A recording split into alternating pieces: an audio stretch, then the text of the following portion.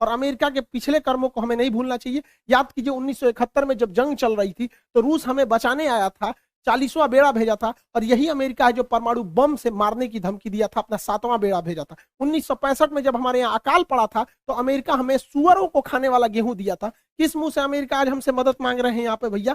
जब 370 लगा था तो इसमें 7 रूस ने हमारा दिया था। यूएनओ में कश्मीर में जब जब मुद्दा आया था तो यूएनओ कहता था कि वहां के लोगों से पूछिए क्या होगा, तो रूस वहीं पे रोक लगाता था। हम कैसे भूल सकते हैं रूस को? रूस ही हमें सबसे ज्यादा हथियार दिया। आज भी भारत में 80% हथियार रूस से ही आ जाते हैं, हम इसको नहीं भुला सकते हैं। 1998 में जब भारत ने अपना परमाणु बम परीक्षण किया था, पूरी दुनिया खिलाफ हो गई थी, रूस साथ खड़ा था। आपको याद है कि नहीं? इन दोनों की जोड़ियां, इन लोगों ने परमाणु परीक्षण किया था, उसके बाद कोई हमें आंख उठाकर नहीं देख सकता था। तो उस समय भी रूस की बात हम लोग को याद रहना चाहिए। 1999 में जब कारगिल की लड़ाई हुई थी तो अमेरिका ने अटल बिहारी वाजपेयी से कहा था कि हम परमाणु बम मार देंगे भारत के ऊपर। तो अटल बिहारी वाजपेयी ने कहा था कि हम आधा हिंदुस्तान खोने के लिए तैयार हैं, लेकिन हम वचन देते हैं कि सुबह का सूरज पाकिस्तान नहीं देख पाएगा। तो पाकिस्तान अमेरिका अपना परमाणु बम लेके भागा था। याद कीजिए अभिनंदन की जी का फाइटर पायलट जो थे, इनके ऊपर जहाज से जो स्ट्राइक किया गया था, वो जहाज भी पाकिस्तान को अमेरिका ने दिया था, F-16 जहाज। आज भी हमारी जरूरत रूस ही पूरा करता है। S-400 के दम पर हम चाइना को चैलेंज करते हैं, किसने दिया? रूस ने दिया। विक्रमादित्य किसने दिया? रूस ने दिया। 1991 में हम लोग जब अंतरिक्ष में क्रायोनिक इंजन की जरूरत थी, रूस अपने 8 क्रायोनिक इंजन दे रहा था, अमेरिका ने उस पर प्रतिबंध लगा दिया, जिस वजह से हमारा परमाणु अंतरिक्ष कार्यक्रम लगभग 20 साल पीछे चला गया। यहाँ पर आज भी चंद्रयान में अमेरिका के जगह पे रूस हमारी मदद कर रहा है। तो रूस हमेशा से हम लोग के साथ रहा है। आज देखिए परमाणु पनडुब्बी, चाहे चक्र हो, नेपरा हो, अरिहंत हो, इसमें रूस हमारी मदद कर रहा है। AK-203 राइफल की फैक्ट्री हो, रूस मदद कर रहा है। चाहे सुखोई जहाज जो हमारी वायुसेना का रीढ़ है, रूस ने हमें दिया है। ब्रह्मोस जहाज दुनिया का सबसे खतरनाक सुपरसोनिक क्रूज जहाज मिसाइल है जिससे चाइना डरता है, किसने दिया है? रूस ने दिया है। तो हमें बैलेंस लेके चलना है। कहीं ना कहीं सेना में रूस मदद करेगा, लेकिन अमेरिका से हम लोग को भी संबंध बना के रखना है। चाइना को जब कंट्रोल करने की बारी आएगी तो रूस नहीं सुनेगा, तब हमें अमेरिका को लाना पड़ेगा। इस दुविधा में हम लोग हैं कि अमेरिका का साथ दें कि रूस का साथ दें। इसके लिए सबसे अच्छा रास्ता क्या होता है समझिए।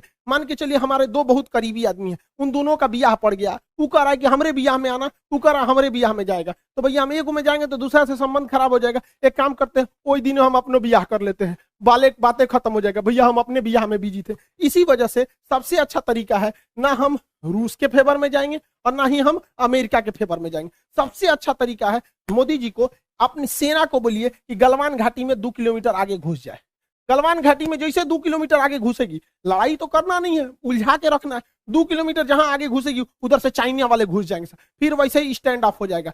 2-3 महीना चलेगा, अमेरिका कहेगा ए बोलना रे रूस को, हम कुछ जी करें, हम तो खुदे लड़ रहे हैं चाइना से यहाँ पे। तो हमला दोनों शांत के शांत रहेगा। और इससे एक और फायदा होगा, चाइना इधर उलझा रहेगा तो ताइवान पे हमला नहीं करेगा, नहीं तो इससे यही भी बहाने निपटा देगा ताइवान को। आपको क्या लगता है, भारत को इधर उलझा देना चाहिए कि नहीं उलझा देना चाहिए? वरना आप मना करेंगे तो कोई ना कोई देश इस तरह से आपको कहेगा कि भैया हमारा साथ दो। उससे अच्छा हम खुद उलझे हुए हैं, बातें खत्म।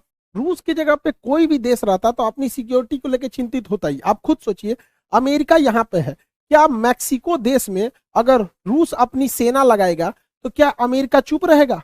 नहीं चुप रहेगा ना। कोई भी देश देखेगा कि आप यहाँ सेना लगा क्यों रहे। तो आप ही बताइए, अमेरिका अपनी नाटो सेना अगर यूक्रेन में लाएगा तो रूस के बॉर्डर से सटा देगा, तो रूस कैसे चुप रह सकता है? अपने देश पर बीतता है तो सबको खराब लगता है। आप ही बताइए, भारत है यहाँ पे, भारत के नीचे यहाँ श्रीलंका है। अगर पाकिस्तान अपनी फौज श्रीलंका में लगा देगा और श्रीलंका उसको परमिशन देगा तो भारत धोएगा कि नहीं धोएगा उसको? हम लोग को कैसे खराब लगता है जैसे चाइना अपना स्ट्रिंग ऑफ पल्स लाता है यहाँ पे। तो हर देश को अपना सुरक्षा चिंता को ध्यान में रखना पड़ता है। और इसमें सिंपल सा बात है, यूक्रेन को कोई उससे उसका देश नहीं मांग रहा है। रूस का केवल यही करना है कि यूक्रेन डिसाइड एक लिखित दे दे कि वो कभी भी नाटो सेना में शामिल नहीं होगा। यूक्रेन को यह सोचना चाहिए कि नाटो में शामिल होने से अमेरिका को फायदा है, वो दुश्मनी निकालेगा रूस से। क्या जाता है यहाँ पे, पूरा देश बच जाता, उसके लोग मरने से बच जाते, क्या काम आया नाटो? तो यहाँ यूक्रेन को सोचना चाहिए कि बहुत ज्यादा जिद पालने से कोई खास फायदा नहीं होता है। और हमेशा एक चीज याद रखना चाहिए, यूक्रेन हो, हम हो या आप हो, हम अपना पड़ोसी नहीं बदल सकते, दोस्त बदल सकते हैं। इसलिए दोस्त से संबंध बने बिगड़े, लेकिन पड़ोसियों से हमेशा संबंध अच्छा रखना चाहिए, क्योंकि हमेशा काम पड़ोसी आते हैं। यूक्रेन का पड़ोसी रूस है और ये ना अमेरिका दोस्त है। तो हमेशा एक चीज को ध्यान रखना चाहिए, किला सुरक्षित करने के लिए पड़ोसी का सुरक्षित होना जरूरी है। यूक्रेन को हठधर्मिता छोड़नी चाहिए। आप यूरोपीय यूनियन में शामिल हो जाए, नाटो जैसे सैन्य संगठन में नहीं शामिल होना चाहिए। क्या ये फिनलैंड बेवकूफ था, स्वीडन बेवकूफ है जो इन लोगों ने नाटो की सदस्यता नहीं लिया? यूक्रेन, रूस ने धमकी दिया फिनलैंड ले लेगा तो तोड़ देंगे। क्या कर लेंगे लोग ये रूस का?